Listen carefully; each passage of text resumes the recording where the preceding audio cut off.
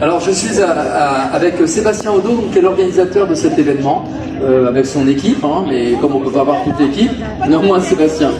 Sébastien, pourquoi, qu'est-ce qui t'a amené à créer cet événement? Pourquoi?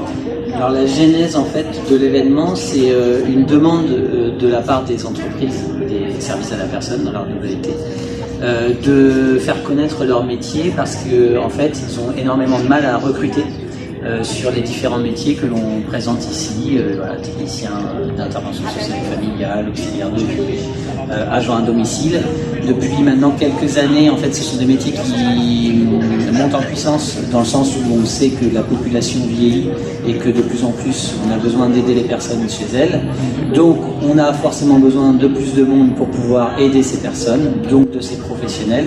Et malheureusement, ces métiers n'attirent pas. Soit parce qu'ils ne sont pas connus, soit parce qu'ils sont mal connus, méconnus. Ils ont parfois mauvaise presse et on est parti du constat voilà, qu'il fallait un peu dépoussiérer l'image du secteur d'activité des services à la personne pour pouvoir faire parler de ces métiers et aider à mieux recruter. Alors justement, on parle de préjugés par rapport à ces métiers. Quels préjugés ont, quelle image ont ces métiers?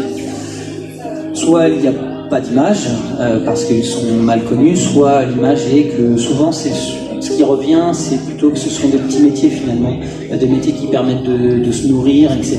Alors qu'en fait derrière il y a des vrais professionnels avec des compétences et donc on ne vient pas à ces métiers par hasard. Pour venir à ces métiers-là, il faut avoir ces compétences, ces savoir-faire, ces savoir-être.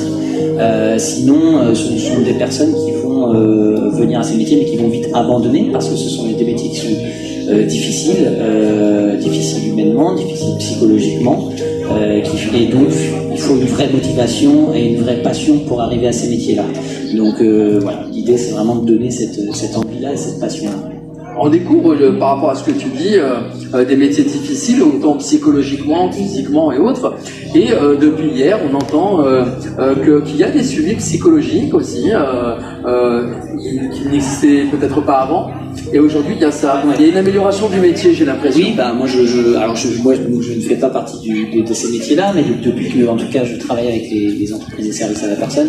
J'apprends à connaître un peu les structures, la manière dont elles sont constituées, et on voit bien effectivement qu'il y a tout un tas de processus, de méthodes, etc., qui sont utilisés pour justement organiser la profession, professionnaliser les salariés et les soutenir les accompagner tout au long de leur quotidien en fait, parce qu'effectivement il y a des soutiens psychologiques. Il y a des choses qui sont organisées en interne, des réunions voilà, qui ont lieu collectivement pour que les salariés puissent discuter entre eux de ce qu'ils vivent, de ce qu'ils ont pu vivre, des différentes choses qui se sont passées à droite à gauche. Ça passe par l'échange, par l'écoute et par le partage d'expérience. D'accord. Cet événement, est-ce qu'il aura encore lieu à d'autres moments, l'année prochaine ou après Oui, c'est le but du jeu. En fait, là, on est vraiment dans l'expérimentation. On teste des choses. Là, on a vraiment voulu essayer de monter un événement différent en fait que des formes d'emploi ou de recrutement. Donc, on a monté un certain nombre d'outils ludiques qui puissent parler à tout le monde. C'est pour ça qu'on a un escape game, une roue de la compétence, etc. L'idée, c'est d'emmener le grand public à jouer en fait, à s'amuser et ensuite à découvrir ces métiers avec un autre œil. Et puis surtout de découvrir ces métiers à travers l'œil des professionnels qui parlent de ces métiers. Là, l'idée de cet événement, c'est que ce sont les salariés qui transmettent leur passion au grand public. Donc tout ce qu'on a produit là va être amené à être réutilisé, mutualisé et se balader partout dans le département et partout même en région Centre-Val de Loire. D'accord, super. Donc on peut s'attendre encore à retrouver cet événement dans d'autres endroits. On peut s'attendre à retrouver cet événement dans d'autres endroits, sous d'autres formats. Il peut y avoir l'escape game qui vient dans un forum de l'emploi, dans un forum de l'orientation. Il peut y avoir un événement qui soit monté de la même manière sur Dreux. Il y en a déjà eu la demande d'ailleurs, sur Orléans. Voilà. Après, il y a différentes manières de le monter, mais l'idée c'est que ces outils se baladent et c'est que l'on puisse les utiliser et faire découvrir ces métiers autrement.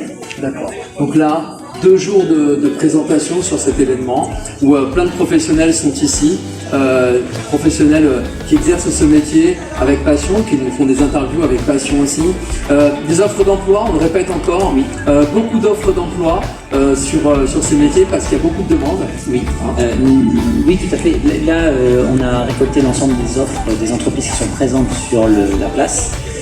Et c'est déjà plus d'une 50aine d'offres d'emploi. Si on prend les besoins de main-d'œuvre tout au long de 2021, il y a une enquête qui est faite tous les ans sur les besoins de main-d'œuvre, c'est plus de 300 offres d'emploi sur le département, rien qu'en 2021. Et je suis sur un chiffre même qui est assez bas. Donc c'est le métier qui recrute le plus aujourd'hui, ce sont les aides à domicile. D'accord. Tout métier confondu. Alors, on va aussi préciser, hein, on l'a entendu tout à l'heure, il y a même des emplois saisonniers pour des jeunes à partir de 18 ans qui peuvent exercer cet emploi. Alors je dis des jeunes, encore une fois, c'est une erreur, hein, je reviens toujours dessus. C'est un défaut de dire des jeunes, parce qu'à 30, 35 ans, 40 ans, 50 ans, on peut même exercer ce métier, et même si c'est saisonnier, on peut commencer saisonnier et visiblement aimer aussi ce métier, comme on l'a entendu tout à l'heure, et puis évoluer en plus grâce à des formations. Oui, bah après tous les contrats, etc. sont bons pour pouvoir intégrer le métier. C'est vrai pour le service à la personne, c'est vrai pour l'agriculture. Il y a un certain nombre de métiers qui sont saisonniers, donc ça permet de mettre un premier pas finalement dans ces métiers, de les découvrir et puis après peut-être d'y revenir et de fidéliser aussi certains salariés, effectivement. Alors si on a un dernier mot à dire pour cette journée-là, pour ramener du monde ici, ce serait quoi? Ça serait venez nombreux parce qu'il y a une bonne ambiance, parce que il y a des jeux qui permettent de s'amuser.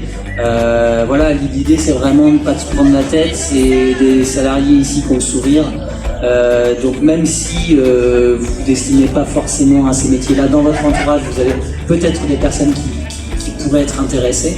Donc c'est finalement venir voir et puis après essaimer un peu ça autour de soi, quoi, tout simplement, d'en parler. L'idéal est là, hein, c'est de communiquer, de parler, de sensibiliser. Et puis après, avec le temps, tout s'en va. Ok, ça sera le mot de la fin, avec le temps tout s'en va. Ah, donc voilà, merci Sébastien pour cette interview. On va la mettre sur les réseaux sociaux aussi, c'est important. Donc venez nombreux, hein, on est là toute la journée jusqu'à 18h, être informé de tous ces métiers qui existent pour les personnes âgées, les personnes en situation de handicap, les personnes qui ont eu un accident aussi, et même les enfants, tout ce qui est métier d'aide à la personne. Voilà, donc n'hésitez pas à venir et écouter aussi mes témoignages en direct live de temps en temps sur Facebook aussi. Merci Sébastien, merci beaucoup. À tout à l'heure.